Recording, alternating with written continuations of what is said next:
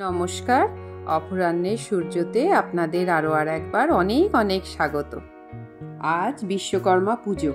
দেখুন 2-3 দিন নিম্নচাপ ঝড় বৃষ্টি হয়ে যাওয়ার পর আজ কেমন আকাশ ঝকঝকে হয়ে গেছে।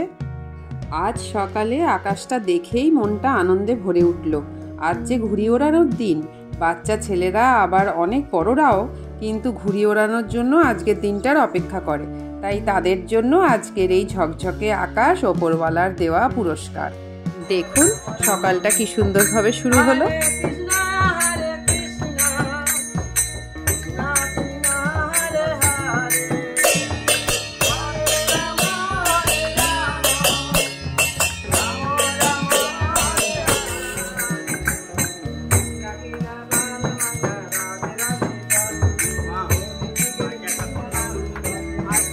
আজ আবার মঙ্গলবার, বজরংবলীর পুজো আছে। এমনিতে চালিসা আমি রোজই পাঠ করি। দেখুন কি সুন্দর বড় লাল জবাটা ফুটেছে। এটা ব্যাঙ্গালোর জবা। উনি তো ব্রহ্মচারী, তাই মেয়েরা ওনাকে স্পর্শ করতে পারে না, এটাই আমি শুনেছি। তাই কমলা সিঁদুরটা আমি এভাবে দিই। লাড্ডুতেই উনি সন্তুষ্ট। মাঝে মাঝে অবশ্য এর সাথে আমি ছোলা গুঁড়ো দিই। আর ওনার চামেলির তেলের প্রদীপ, বড় প্রদীপটা আমার নিত্য প্রদীপ।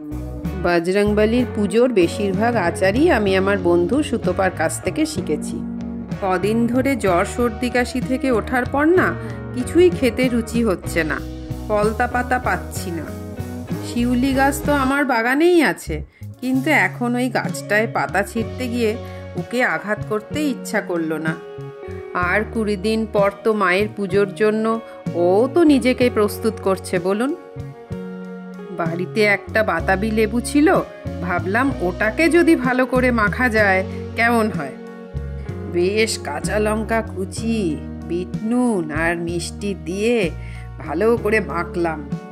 চিনি সাধারণত আমি খাই না, কিন্তু আমার একার জন্য তো ও চলে যাবে।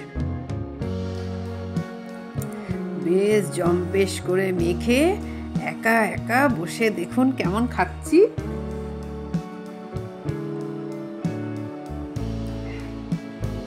মাখতে মাখতেই না আমার জিভ দিয়ে জল গড়াচ্ছিল। টক জাতীয় জিনিস দেখলেই আমার এরকম হয়। ফুচকাওয়ালার দোকানের সামনে গেলেই ব্যাস হলো। মনে হয় বেশিরভাগ মেয়েদেরই এটা কমন। ছাদে গেছিলাম কাপড় তুলতে, দেখছি ঘুড়ি উঠছে আকাশে, কি ভালো লাগছিল। এই ঘুড়ি ওড়ানোর সাথে সাথে বিশ্বকর্মা পুজো এসে যাওয়া মানেই দুর্গা পুজো দোরগোড়ায়। অফিসে বিশ্বকর্মা পুজো হচ্ছিল। গত বছর বিশ্বকর্মা পুজোর প্রায় 1 মাস পর দুর্গা পুজো হয়েছিল। কারণ গত বছর শ্রাবণ মাস পড়েছিল মল মাস, তার জন্য একটা করে মাস পিছিয়ে গেছিল। কিন্তু অক্টোবরের শেষের দিকে হওয়াতে পুজোটা বেশ ঠান্ডা ঠান্ডা একটুখানি পড়েছিল, তো খুব ভালো লেগেছিল গত বছর দুর্গাপুজোর ওয়েদারটা। দুর্গাপুজোর সাজে বেশি কিন্তু ঘামতে হয়নি। এই দেখুন বজরংবলীর মন্দিরে আমি প্রতি মঙ্গলবার এখানে আসি। খুব শান্তি পাই জানেন তো এখানে আসলে। সব থেকে ভাল লাগে মন্দিরটার এক পাশে অশ্বত্থ গাছ, এক পাশে বট গাছ।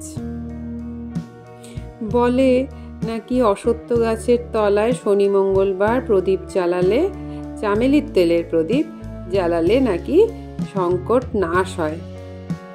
মানুষের জীবনে তো সংকট লেগেই থাকে বলুন। আর এখন যা পৃথিবীর পরিস্থিতি, তাতে সংকট মুক্ত থাকাটাই হচ্ছে চ্যালেঞ্জ। আগে আমি এই মন্দিরটার কোনো খবর জানতাম না। অনেকটা দূরে একটা প্রায় 5 তলা সমান একটা বজরংবলীর মন্দির ছিল। সেই 5 তলা সমান বজরংবলীর মন্দিরে যেতে আমার খুব ভাল লাগতো, কিন্তু ওখানকার পুজো রীতিটা না একটু নন বেঙ্গলি ঘেঁষা। ওই মন্দিরটা যদি কোনোদিন যাই আপনাদেরকে আবার দেখাবো।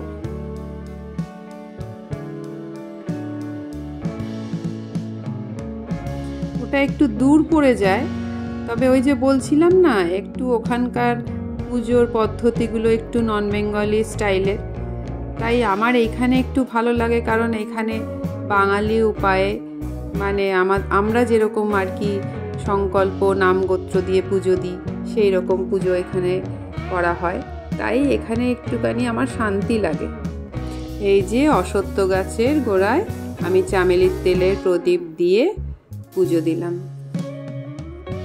আর ঘিয়ের প্রদীপ দিয়ে ভোলে বাবাকে পুজো দিচ্ছি। এটা কিন্তু বট গাছের তলা, মানে মন্দিরটার একদিকে অশ্বত্থ গাছের গোড়ায় ভোলে বাবা আর একদিকে বট গাছের গোড়ায় ভোলে বাবা।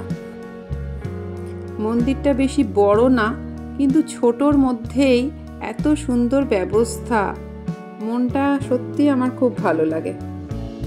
সে মোবাইল যেমন ব্যাটারি চার্জ করতে গেলে চার্জার লাগে, তেমনি সারা সপ্তাহের এটা আমার চার্জিং সেন্টার বলতে পারেন।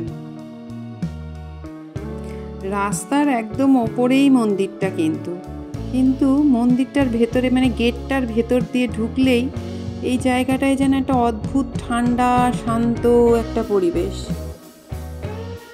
আজ অনেক রাত হয়ে গেছিল বলে না, সেই জন্য কিন্তু মন্দিরটা বেশ ফাঁকা ফাঁকা ছিল। আজকে না ভালো লাল জবার মালা পেলাম না, অন্যান্য দিন পাই, আজকে বিশ্বকর্মা পুজোর জন্যই হয়তো স্টক কম আছে কিনা জানি না, বা আমার একটু রাতও হয়ে গেছিল যেতে যেতে।